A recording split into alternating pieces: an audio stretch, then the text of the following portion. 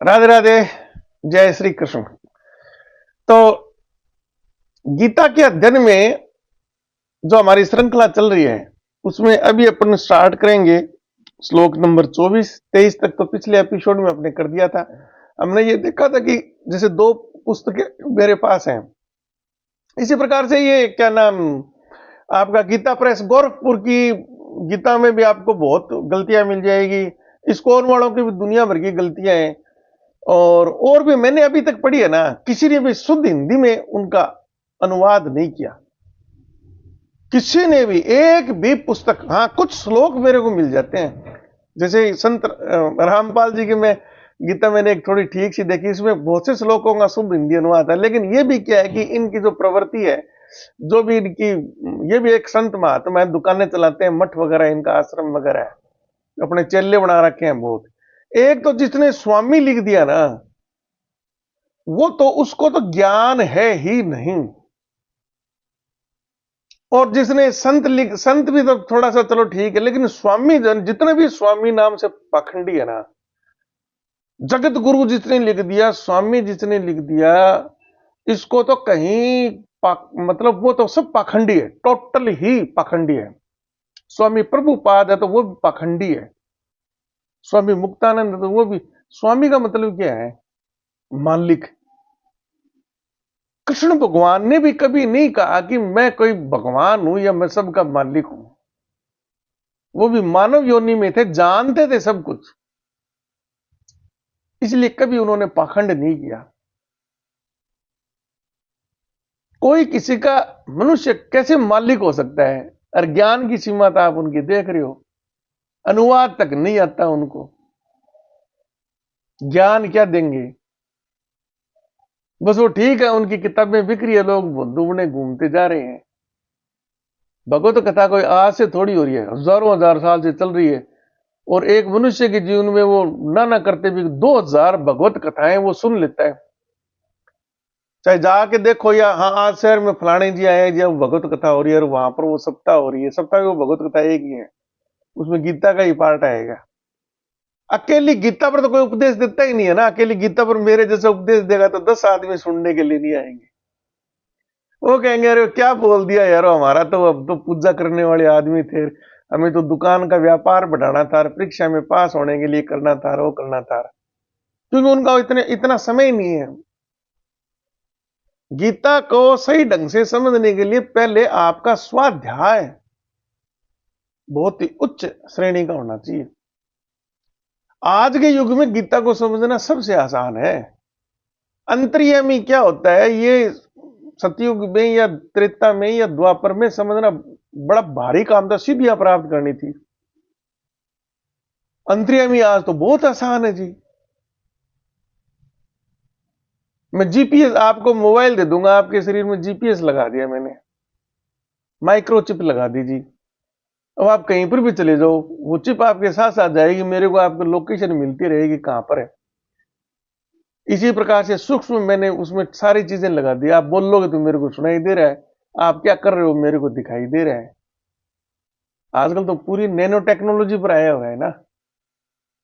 और quantum computer आ जाएगा तो आप बहुत ही आश्चर्यचकित हो जाएंगे। आज एआई ने इतना चक्कर खिला रखा है सबको। एआई से तो आप सब परिचित हो, मोबाइल फोन में, कंप्यूटर में, इंटरनेट पर सब पर उपलब्ध है।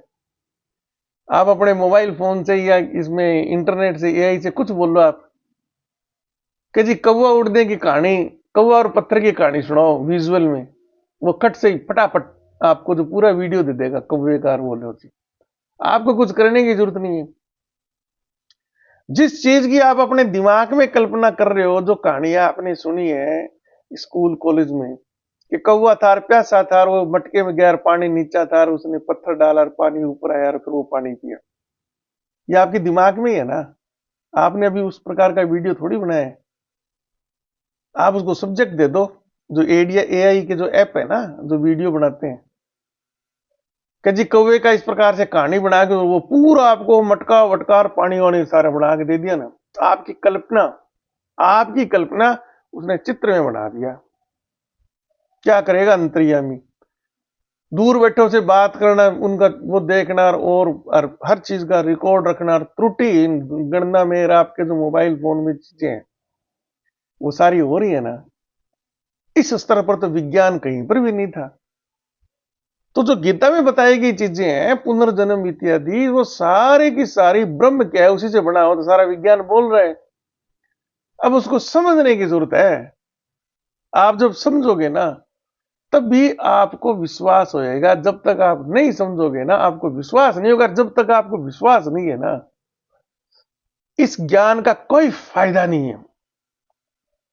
जब आपको यह विश्वास हो जाएगा कि मेरी जन्म से लेकर मृत्यु तक और उसके बाद भी, उससे पहले भी मेरी चीज, हर चीज रिकॉर्ड हो रही है, और जो रिकॉर्ड करने वाला है ना उसकी क्षमता असीमित है, कोई उसकी सीमा नहीं है, अनंत सीमा है उसकी। आज हम देखते हैं ना मोबाइल फोन में ये जो आतंकवादी पकड़े जाते हैं, ये और जो बदमाश लोग हैं, पुलिस उनके जलाए हुए मोबाइल से, उनके टूटे हुए मोबाइल से, समुद्र में फेंके हुए मोबाइल से सारी चीजें रिकवर कर लेती है जो उन्होंने डिलीट कर रखी है। और पुलिस अगर चाहे ना, आपने मान लो कि मोबाइल है आपके पास में, अनैतिक आपने काम किए उसमें, सारा आपके पास में जो है वो सारा रिकॉर्डेड उसमें है, आपने उस मोबाइल को गायब भी कर दिया, वो पुलिस के पास पहुंचा भी नहीं है, पहुंचा भी नहीं है। पुलिस सारी चीज आपकी वो प्राप्त कर सकती है, सारी चीज। हम लोगों के लिए संभव नहीं है, क्योंकि जितनी भी सर्वर प्रोवाइड करने वाली कंपनियां है ना, उन्होंने अपने प्राइवेसी के कुछ नियम बना रखे हैं। जिस देश में वो अपनी सर्विस प्रोवाइड करती है ना, तो वहां के गवर्नमेंट से भी ये कहती है जी हमारी परमिशन के बगैर है ना ये डाटा आप लीक नहीं करेंगे, किसी को देंगे नहीं। आज व्हाट्सएप पर हम चैट करते हैं तो पूरी एनक्रिप्टेड है वो। एनक्रिप्टेड का मतलब क्या है कि उसका आप एनक्रिप्शन देखें ना तो अलग ही कोड में होती है जिसको आप नहीं समझ सकते। लेकिन पुलिस उस जो सर्विस प्रोवाइडर कंपनी है उससे उसका कोड पूछ लेगी, वो हिंदी में मैसेज किया तो हिंदी में वो देख लेगी, अंग्रेजी में तो अंग्रेजी में देख लेगी। इसी प्रकार से कॉल हम करते हैं, कॉल रिकॉर्डिंग हम तो कर सकते हैं हमारे मोबाइल फोन में, लेकिन अगर हम नहीं करना चाहें तो भी जो सर्विस प्रोवाइडर है जैसे एयरटेल है, जियो है, उनके सर्वर में वो बिल्कुल हमेशा रिकॉर्ड होती है टोटली। आपने वीडियो बनाया, आप कहां कहां गए, आपने स्विच ऑफ किया, ऑन किया, वो सारा रिकॉर्ड उनके पास में। अब आप ये कहोगे जी मोबाइल तो उसने दिया ही नहीं, पुलिस कहां से पता करेगी। पुलिस सबसे पहले उसका क्या है कि कोई भी उसकी आईडी है, चाहे जीमेल आईडी उसकी मिल जाओ, उससे निकाल लेगी। जीमेल आईडी से उसके आपको मोबाइल नंबर मिल जाएंगे, मोबाइल नंबर से ही आपको उसको सर्विस प्रोवाइडर कौन है उससे मिल जाएगा। वहां से वो सारा डाटा ले लेंगे, आपने क्या क्या किया, क्या क्या वीडियो बनाई है, क्या क्या किया है, किससे आपने क्या बात की है, लो जी सारी आ गई उसकी। आपने बेशक सारा डिलीट कर दिया, आपने उस मोबाइल को जला ही दिया, खत्म ही कर दिया, रगड़ रगड़ के एकदम पानी में बहा दिया, कुछ छोड़ा ही नहीं, तो भी सारी चीज मिल जाएगी।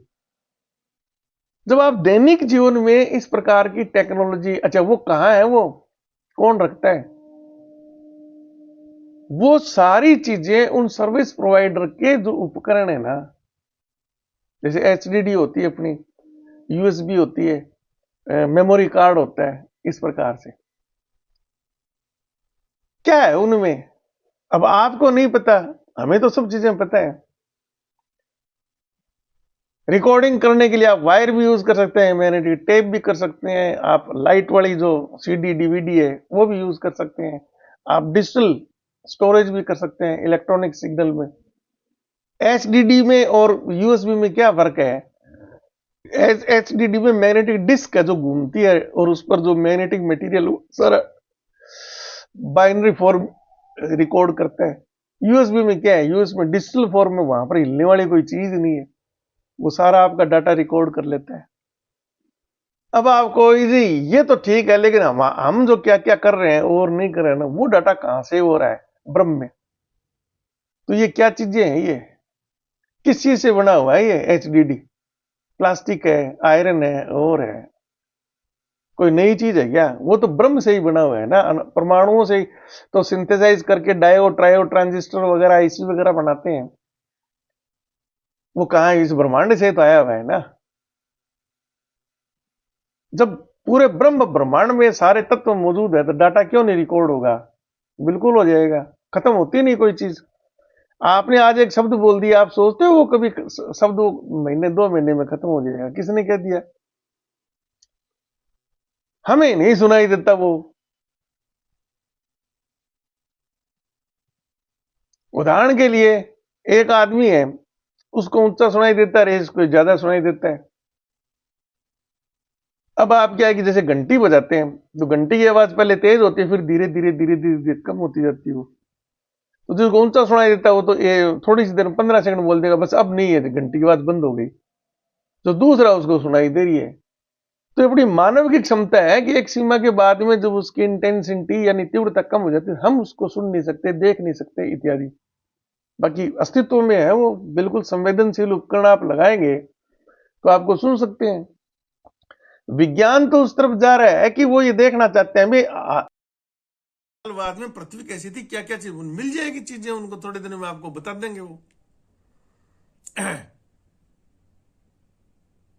आज से 10 साल पहले, 20 साल पहले, 50 साल पहले, 50 साल आप ही मान लो कि 1961-2 में चंद्रमा पर उतरा था अमेरिका, है ना। 60, हाँ 60 मान लो आप। 60 साल पहले क्या था, वो सारी चीज उपलब्ध है। आपको जवाहरलाल नेहरू और इंदिरा गांधी ये सारे घूमते नजर आ जाएंगे, बेशक उनका कोई वीडियो ना हो। गूगल अर्थ पर नहीं देखते हो क्या आप? 6 महीने की पहले फोटो, साल की पहले फोटो, 5 साल पहले की फोटो, कि उस पहाड़ी पर कितने पेड़ थे, आज कितने हैं जी, आज इतने कट गए। उसकी कोई वीडियो बना रहा था?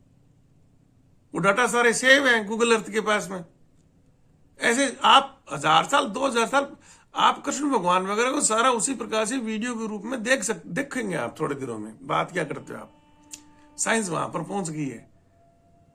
अंतर्यामित अब हम बड़े बैठे हैं, तो पुनर्जन्म इत्यादि तो बहुत छोटी सी चीजें हैं ये। सही ढंग से आप इसको समझोगे तो सारी चीजें आपको समझ में आ जाएगी। लेकिन सबसे पहले गीता मेरे लिए महत्वपूर्ण क्या है, क्यों है? मेन चीज ये है ना, विज्ञान जानता है ब्रह्म क्या है, लेकिन विज्ञान हमें यह नहीं बताता कि परम शांति, परमानंद, चिर शांति, जो संपूर्ण आनंद जिसको मोक्ष बोलते हैं ना, उसको प्राप्त करने का तरीका क्या है, वो नहीं बताता विज्ञान। वो हमें गीता से मिलता है। कृष्ण भगवान ने बताया तरीका वो, कर्मण्येवाधिकारस्ते मां फलेषु कदाचन। इसलिए आध्यात्म जरूरी है। मोक्ष प्राप्ति के लिए आपको क्या करना है? बाकी जितने धर्म है ना, सब में ही है। किसी में स्वर्ग है, किसी में नरक है, किसी में आपको हेवन मिलेगा, किसी में हेल मिलेगा, किसी में आपको जन्नत मिलेगी, किसी में जहन्नुम मिलेगी। लेकिन वो प्राप्त कैसे होएगी? इसके अलावा केवल सनातन संस्कृति में ही मोक्ष नाम का शब्द है। बाकी तो स्वर्ग नरक टाइप की चीजें हैं वो। कुछ धर्मों में ये है कि बस एक बार जो जन्नत में चला गया हमेशा जन्नत में ही रहेगा, और एक बार जो जहन्नुम में चला गया वो जहन्नुम में ही रहेगा। कुछ में क्या नाम है, हेल और हेवन है, तो एक बार जहां फिट हो गया वो वहीं रहेगा, बाद में चाहे कुछ ही करता रहो। हमारे सनातन संस्कृति में उस प्रकार की स्थिति में अगर आपके पुण्य कर्म नष्ट हो जाएंगे, जितने पुण्य कर्म है उतने समय तक आप स्वर्ग में रहेंगे, वो नष्ट होने पर मृत्यु लोक में आना पड़ेगा। फिर आपके पुण्य कर्म नहीं है तो नरक में जाओगे, तो हमेशा के लिए नरक में नहीं हो। जितने आपके पाप किए हुए वो नष्ट हो जाएंगे तो वापिस आप मृत्यु लोक में आएंगे, अच्छे काम करेंगे तो स्वर्ग में चले जाएंगे। इसके ऊपर इस जन्म मरण के झंझट से मुक्त होने के लिए मोक्ष का भी है। उन बाकी किसी भी दुनिया के धर्म ग्रंथ में मोक्ष वाली स्थिति नहीं है। और मोक्ष ऐसी स्थिति कृष्ण खुद गीता में आपको बताएंगे, आप जीवित स्थिति में अभी आप मोक्ष प्राप्त कर सकते हो। आप दुनिया के सारे काम कर रहे हैं जब तक आपका जीवन है, साथ में आप मोक्ष की स्थिति में भी है, परमानंद की स्थिति में भी है, और मरने के बाद में आपका पुनर्जन्म भी नहीं होएगा। पुनर्जन्म नहीं होएगा तो ना तो आपको कष्ट है और ना आपको खुशी है। एक चिरस्थायी अवस्था है। दुख और सुख, जैसे मैंने पीछे वाले वीडियो में बताया था, एक सापेक्षिक चीज है। अगर जिंदगी में दुख नहीं हो तो हमें सुख की भी अनुभूति नहीं होगी, और अगर सुख नहीं हो तो दुख की अनुभूति भी नहीं होगी। एक चिरस्थायी चीज है वो। तो अब हम चलते हैं श्लोक नंबर 24।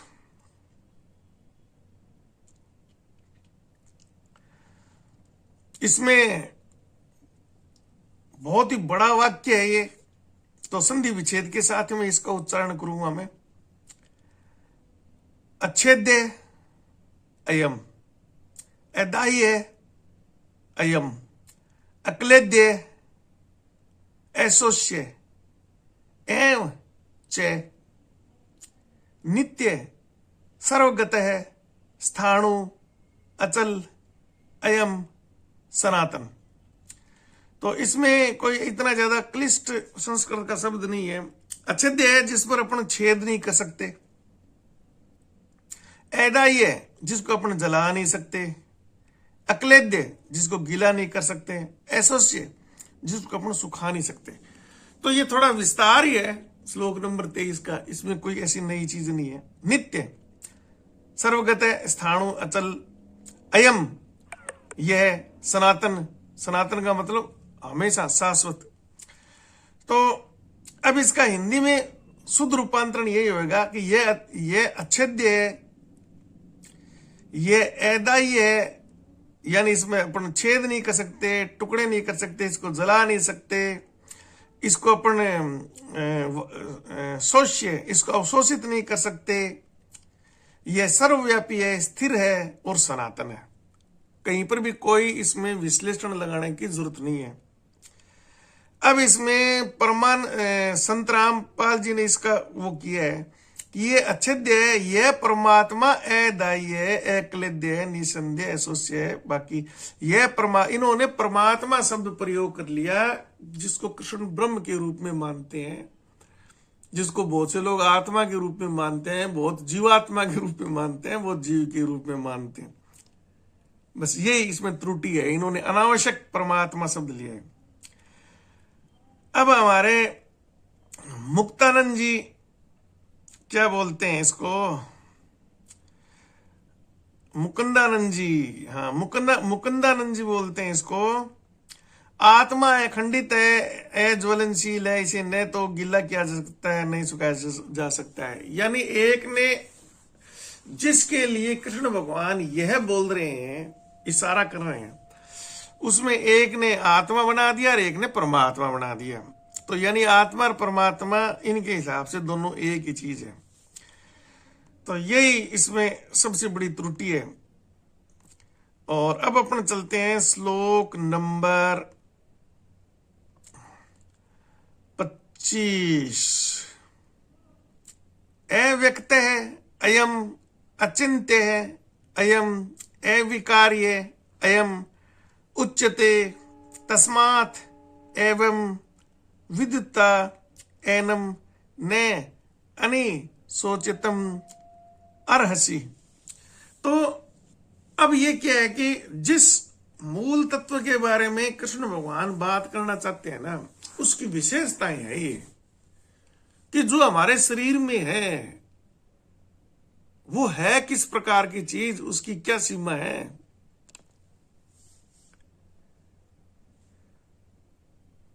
अव्यक्त यानी आप उसको व्यक्त नहीं कर सकते। कैसे बताएंगे आप उसको? कोई चीज हो जो आपको दिखाई जा सके तो आपको दिखा के बता देंगे, उसका भार तोल के दिखा देंगे। तो अयम यह अव्यक्त है, गुप्त मान लो, इसको छुपा हुआ है, जिसको आप दिखा नहीं सकते तो उसको गुप्त मान सकते हो। लेकिन गुप्त का एक अलग चीज हो गई है, गुप्त हो जाए जो अदृश्य हो गया। व्यक्त जिसके हमें महसूस हो रहा है लेकिन उसको हम बता नहीं सकते शब्दों में भी किस प्रकार का है। अब साइंस में मैग्नेटिक फील्ड को हम अच्छी तरह से जानते हैं, ग्रेविटेशनल फोर्स को भी अच्छी तरह से जानते हैं, इलेक्ट्रिक फील्ड को भी अच्छी तरह से जानते हैं, न्यूक्लियर फील्ड को, लेकिन वो भी जो जिस चीज से बने हुए हैं ना, उसको कभी अपन गॉड पार्टिकल के रूप में प्रयत्न करते हैं विश्लेषण करने का, कभी उसको स्ट्रिंग्स के रूप में भी प्रयत्न करते हैं। वो जो है अभी उसकी खोज भी नहीं चल रही है, अंत में कोई उसको एक पर्टिकुलर नाम लेके अभी तक संभव नहीं है, लेकिन पता सबको है कि मूल में एक ही चीज है, उसी से बने हुए ये सारी चीजें। ये तो पता ही है, ब्रह्म का तो पता है और उसका स्वरूप भी पता है। वो ये सारे गुण हैं जो कृष्ण भगवान ने उस वक्त ही बता दिए थे। अविकार्य, जिसमें किसी प्रकार का विकार यानी किसी प्रकार का चेंज नहीं उत्पन्न हो सकता। असोचितम, उसके बारे में तुम क्यों सोच कर रहे हो। अरसी, यानी योग्य नहीं है उसके लिए सोच करना। तो इसका हिंदी में रूपांतरण, सही रूपांतरण है ना, ट्रांसलेशन, वो तो ये होगा कि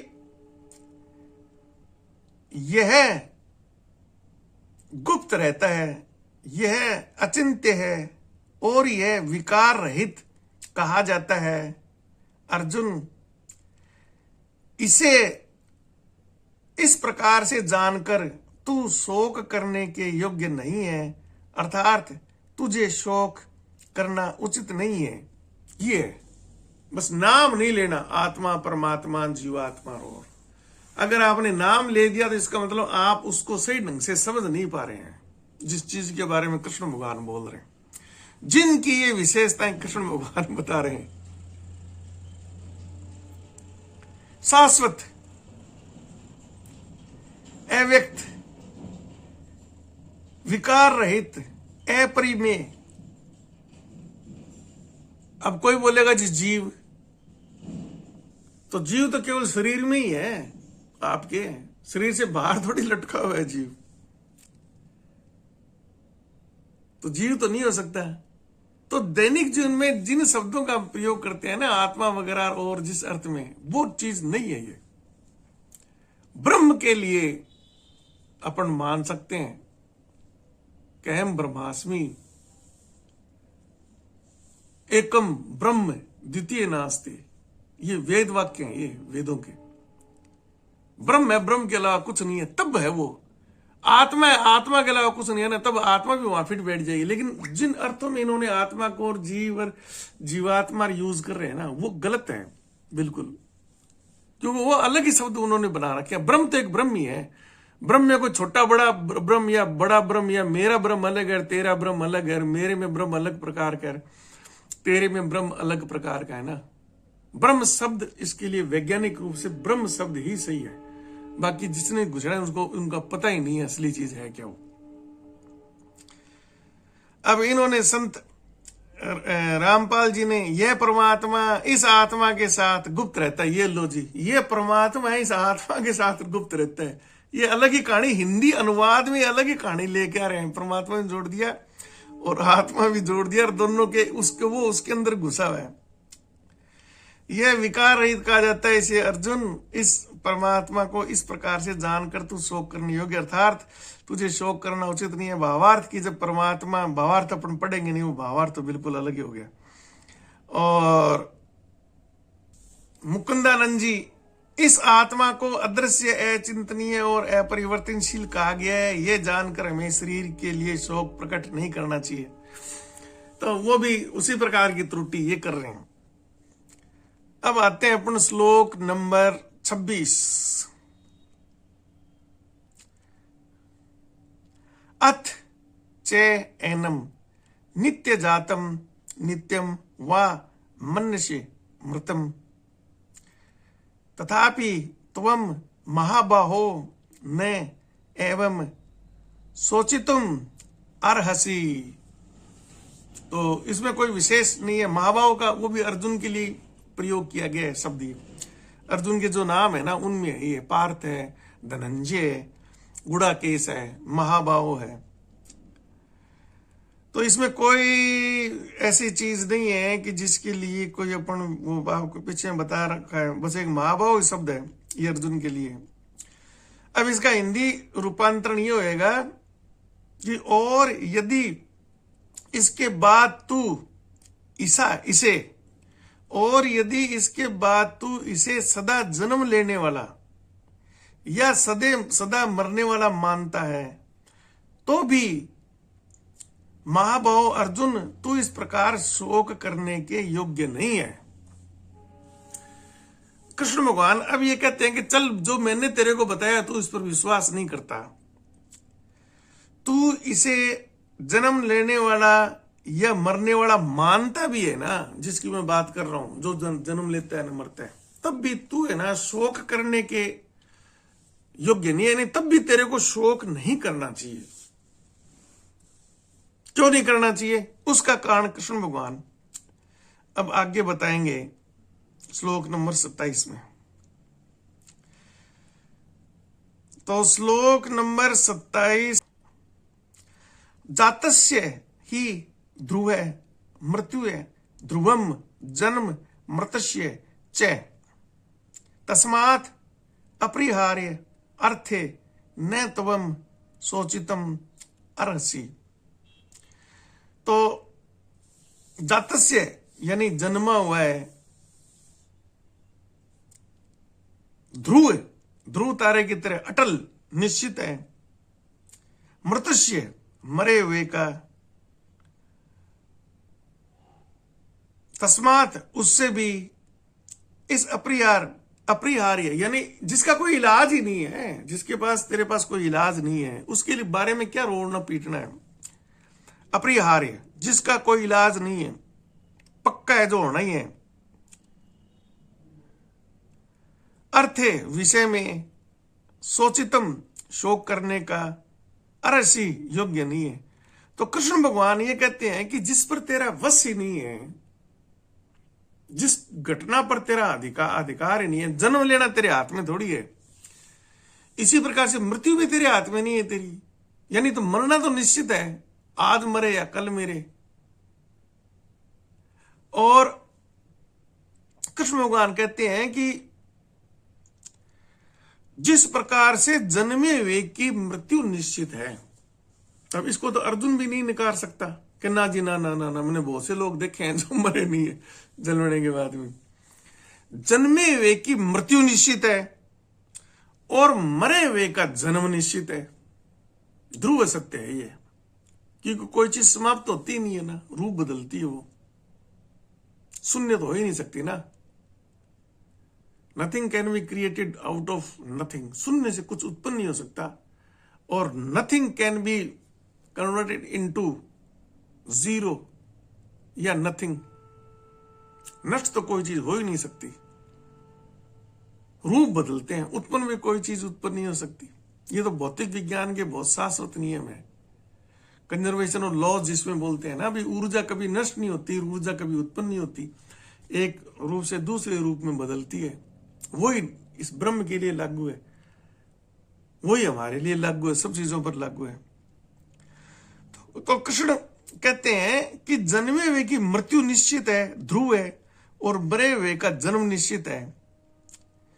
इसमें भी इस बिना उपाय वाले विषय में तू शोक करने क्यों? बोले जब तेरे हाथ में नहीं है भाई, मरेगा तो ठीक है, यहाँ युद्ध में नहीं मरेगा तो बाद में मर जाएगा, थोड़ी दिनों बाद में मर जाएगा, तब भी तेरे को शोक नहीं करना चाहिए।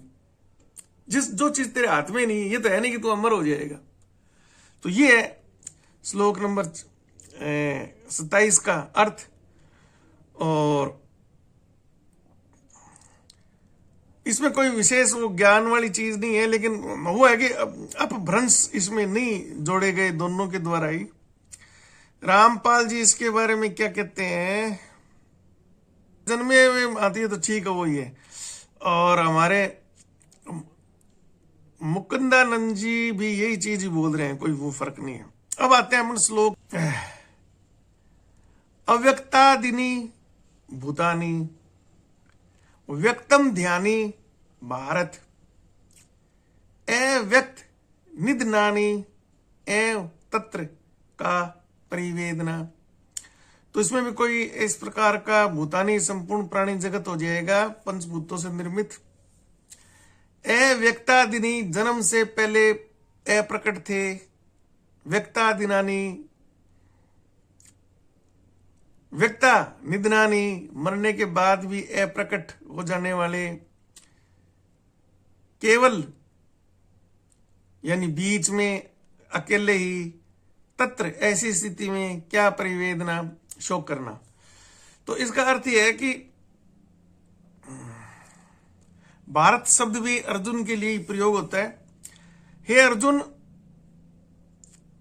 संपूर्ण प्राणी जन्म से पहले अप्रकट थे, उनके बारे में कोई नहीं जानता था, और मरने के बाद में भी अप्रकट हो जाने हैं। कौन कहां गया, कौन सी योनि लेनी है, वो खुद ही जानता है, बाकी दूसरा तो कोई जान नहीं सकता उसके बारे में। केवल बीच में ही प्रकट होते हैं। फिर ऐसी स्थिति में क्या शोक करना है? पहले कहां थे, क्या थे? विद्वान अंतर्यामी लोगों को पता होता कि पिछला जन्म क्या था। जैसे कृष्ण भगवान ने कहा था, ये इसमें विराट रूप अध्याय नंबर 11 में, कि पहले मैं राम के रूप में था, अब मैं कृष्ण के रूप में हूं। इसी प्रकार से जब कृष्ण का वध हुआ था, तो जो भील था जिन्होंने तीर मारा तो पश्चाताप कर रहा था, तब भी कृष्ण ने कहा था, अरे तू चिंता मत कर, पहले मैं क्या है कि राम के रूप में मैंने तेरे को धोखे से बलि के रूप में जो था मैंने तेरे को मारा था उसका कर्म फल है ये मेरे को भुगतना पड़ेगा। तो केवल बीच में हम प्रकट होते हैं। पहले हम क्या थे, आगे हम क्या होंगे, उसके बारे में जो अपन जानते नहीं है, तो क्यों इसके बारे में सोच करता है तू? तो ये भी साधारण श्लोक है, इसमें कोई ऐसी विशेषता नहीं है। अब अपन चलते हैं श्लोक नंबर 29। आश्रयवत पश्यति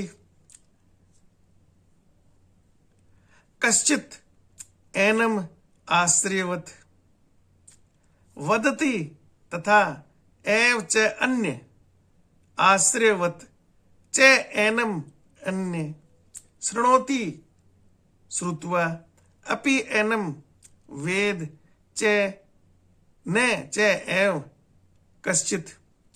तो ये बहुत जोरदार चीज है श्लोक, बहुत ही महत्वपूर्ण श्लोक है ये। कश्चित का मतलब कोई एक ही, एनम का मतलब यह, आश्रय आश्रय की भांति, पश्यति का मतलब देखता है, यानी इसको कुछ लोग बड़ी आश्चर्य की तरह देखते हैं, तथा वैसे ही अन्य यानी दूसरे आश्रयवत आश्चर्य की भांति इसका वर्णन करते हैं, और जो है आश्चर्य की भांति इसको सुनते हैं। और कुछ लोग ये सब करके भी इसको आश्चर्य के रूप में मानते हैं, और जो विद है वो इसको एक आश्चर्य के रूप में नहीं देखते। यानी कृष्ण भगवान जिस तत्व के बारे में बात करते हैं ना, तो कृष्ण भगवान ये कह रहे हैं कि बहुत से लोग इसको आश्चर्य की तरफ देखेंगे, उनको समझ में नहीं आएगा, और बहुत से लोगों ने सुन भी लिया ना तो भी उनको समझ में नहीं आएगा। जैसे आप लोगों की स्थिति है, ये खुद जो वेदता बैठे हैं यहाँ पर, टीका के जो इन्होंने किए, इनको भी नहीं समझ में आ रहा कि है क्या। जो वेद हैं, जिनको ज्ञान प्राप्त हो गया ना, वो इसको आश्चर्य की तरह नहीं देखते। अब मेरे को बिल्कुल आश्चर्य हो ही नहीं रहा, मेरे को तो स्पष्ट पता है कि ब्रह्म वो उसका स्वरूप क्या है, पुनर्जन्म बिल्कुल 100%। मैं तो मानता हूं कि 24 घंटे ही कैमरे मेरे पर लगे हुए, मैं इसलिए मैं गलत काम करता नहीं, धोखा देता नहीं। अगर मैं दूंगा तो उस पाप का दंड मैं भुगतूंगा। तो इसका अर्थ सिंपल है, इसलिए कोई इसमें त्रुटि वगैरह होने की वो नहीं है। हाँ, इसमें अगर किसी ने आत्मा जोड़ दिया ना, कि बहुत से लोग आत्मा को आश्चर्य की तरह सुनते हैं, आश्चर्य की तरह देखते हैं, तो वो गलत हो जाएगा। इसे ही शब्द आएगा इसमें। और हम अंत में चलते हैं श्लोक नंबर 30। देहि नित्यम अवध्य अयम देहे सर्वस्य भारत तस्मात् सर्वाणि भूतानि न तवम सोचितुम अर्हसि। भारत शब्द तो अर्जुन के लिए ही है। अयम यानी ये, देही जो देह के अंदर है, सर्वस्व सबके, देह शरीर में, अवध्य अविनाशी है, तस्मात इस कारण, सर्वाणी संपूर्ण, भूतानी जितने भी पंचभूतों से चीजें बनी हुई है, तुम सोचितम शोक करने को न नहीं, अरसी योग्य नहीं हो। तो वो चीज वही कृष्ण भगवान ने बताई। इसका शुद्ध जो रूपांतरण होगा ना वो ये है, ट्रांसलेशन। हे अर्जुन, यह जो सबके शरीरों में उपस्थित है, इसका मतलब ये नहीं कि बाहर भी नहीं है, वो सबके शरीरों में उपस्थित, सदा ही अविनाशी है, इसका विनाश नहीं हो सकता। इस कारण संपूर्ण जगत के प्राणी लिख दिया इसने, प्राणानी, सर्वाणी भूतानी, भूत शब्द है यहां पर, भूत में सब आ जाएंगे, जीवित और निर्जीव सब आ जाएंगे, जो सब पंचभूतों से बने हुए। अगर केवल यहां पर आप प्राणी लेंगे ना, त्रुटिपूर्ण हो जाएगा श्लोक, ये आपको बता देता हूं मैं। आप जीव निर्जीव में भेद नहीं कर सकते। पूरा एपिसोड बनाया हुआ है मेरा पीछे, किसको कहेंगे जीव, किसको निर्जीव कहेंगे, कोई भेद आज तक ही नहीं, विज्ञान ही नहीं कर सकी। जीव विज्ञान खुद जीव की परिभाषा नहीं दे सका भी जीव क्या है। वो जीवित पदार्थों के लक्षण बताते हैं, सांस लेना है, प्रजनन करते हैं, खाना खाते हैं। जीव और निर्जीव में क्या चीज का अंतर है वो नहीं बता सके, नहीं बता सकते। वो कोई अंतर है ही नहीं, केवल हमारा ये दृष्टि भ्रम है। जो चीज उत्पन्न होती है, नष्ट होती है, उसको बोल देते हैं वो जीव है। अरे बहुत सी चीजें हजारों हजारों साल लेती हैं नष्ट होने में, अरबों खरबों, और कुछ माइक्रो सेकंड में भी खत्म हो जाएंगे। ये पृथ्वी उत्पन्न हुई है ना, जैसे हम उत्पन्न हुए हैं, ये भी समाप्त हो जाएगी जैसे हम होंगे। तो पृथ्वी में हमारे में फर्क क्या है? फिर बोलेंगे सांस ही लेते हैं क्या सारे जीव? नहीं लेते। अमीबा कौन सी सांस लेता है? ये जो आपके जो तिलचट्टे वगैरह और ये जो घरों में झिंगरू वगैरह होते हैं जिनमें खून नहीं होता, हमारे लालड़ों सांस लेते हैं क्या? जीव निर्जीव में कोई भेद नहीं है। थोड़ी गहनता से पढ़ो इस विषय को, इंटरनेट पे सर्च करो। तो भूतानी जब शब्द गीता में प्रयोग किया गया तो जीव निर्जीव दोनों के लिए है। ये भूतानी के लिए ये पंचभूतों से निर्मित मानव शरीर को ही मानते हैं। बाकी और के छठे भूत से बने हुए हैं, पत्थर वगैरह, ईंट वगैरह, पेड़ पौधे वगैरह। ब्रह्मांड में तत्व तो 105 ही हैं वो सारे, रसायन विज्ञान के हिसाब से। और मूल तत्व तो एक ही है, वो ब्रह्म से ही, क्या नाम, सुपरफील्ड से ही सारी चीज बने हुए। इलेक्ट्रॉन प्रोटॉन उन्हीं से परमाणु बने, उन्हीं से अणु बने, उन्हीं के संयोग से ये सारी चीजें बनी हुई है। भूतानी का मतलब संपूर्ण जगत है। ये भी त्रुटि है इसमें बड़ी भयंकर। तो ये इसका शुद्ध इसका अनुवाद है। और मुकुंदानंद जी क्या बोलते हैं? हे अर्जुन, शरीर में निवास करने वाली आत्मा विनाशी, इसलिए तुलसी के प्रकार के लिए शोक। इन्होंने छोटा सा लिख दिया, उस आत्मा शब्द को छेड़ दिया उसके लिए।